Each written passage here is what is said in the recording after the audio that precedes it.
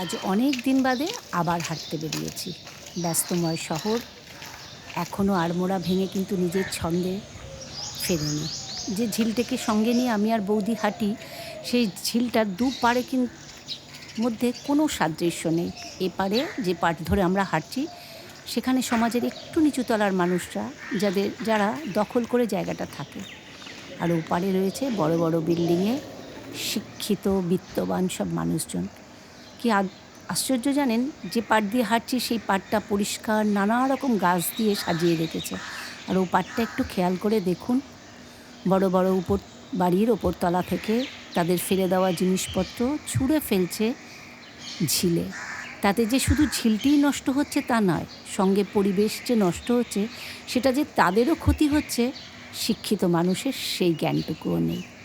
হাঁটতে হাঁটতে মাঝিটিকে দেখে খুব ভাল লাগলো। জানতে পারলাম ঝিলটি যাদের দায়িত্বে আছে তারাই একে অ্যাপয়েন্টমেন্ট করা, আর কি তাদেরই লোক। মাঝে মধ্যে সকালে বেরোয়, কোথাও কোনো মাছ মরে আছে কিনা, যেন ঝিলটিতে প্রচুর মাছ আছে, চাষ হয়। কোনো প্লাস্টিকের বোতল বা প্লাস্টিক থাকলে দেখি তুলে নেয়। হাঁটতে হাঁটতে একটু এগোতেই দেখলাম পূব আকাশ লাল করে সোনার থালার মতো রূপ নিয়ে সূর্যদেব স্বমহিমায় উঠে গেছে।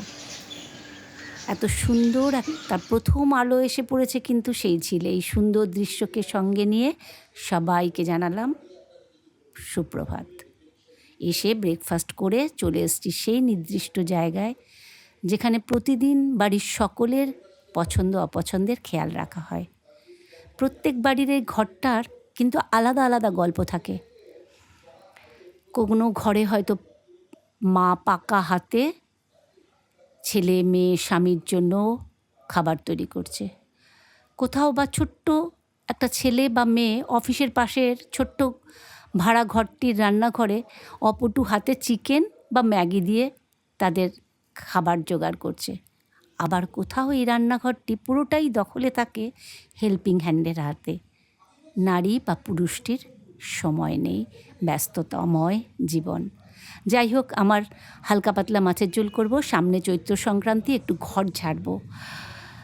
মাছের ঝোল করার পর এই যে ভাজা জিরে ধনে বাটাটা দিই, সেটা তো আপনারা সবাই জানেন, জ্যান্ত পোনা মাছ। আর নাবানোর আগে আলুটা তো সেদ্ধ হয়ে এসছে, দেখলেন চন্দ্রমুখী আলু। এই কাঁচা আমটা দেবো এই গরমে, একটু টক টক। আপনারা যারাই আম দিয়ে খান না, করে দেখবেন, খুব ভালো লাগে। খুব হালকা আজকে রান্না করেছি। ঘরে একটু লাউ ডগা ছিল, তাই দিয়ে লাউ দিয়ে শুধু কাঁচা লঙ্কা বড়ি দিয়ে একটা সবজি করি। এটা শরীরের জন্যও খুব ভালো। আর মাছের ঝোল, কারণ বাড়ির ঝাড়া, সামনেই সংক্রান্তি।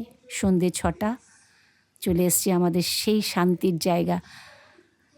দিনের যে সময় অসময়ে যে দরজার সামনে দাঁড়িয়ে দুদণ্ড ভালো লাগা কি কষ্ট লাগা গোবিন্দের সঙ্গে শেয়ার করি।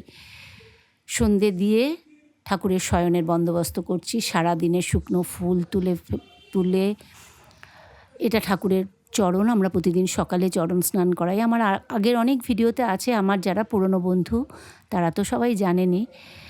ওদিকে ঠাকুরের বিছানা করাও হয়ে গেছে। রাত্রিবেলা আমরা ঠাকুরের চূড়োটা খুলে দেই।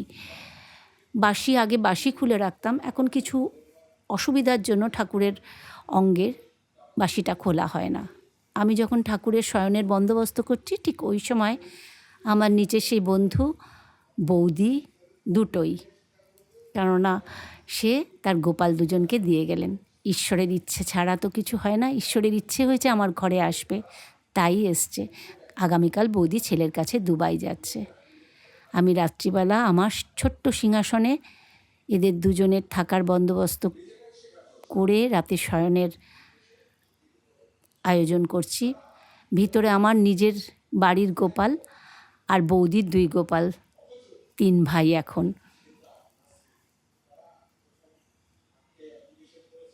বৌদি পুজো দিয়েই গোপালকে ওপরে নিয়ে এসে আমার কাছে দিয়ে গেল।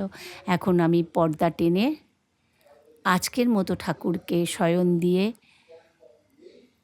ঠাকুর ঘর বন্ধ করব। ঠাকুর ঘর যখন বন্ধ করার সঙ্গে সঙ্গে ওদিকের আমার বড় রাধা গোবিন্দের তো চূড়ো সব কাজ হয়েই গেছে।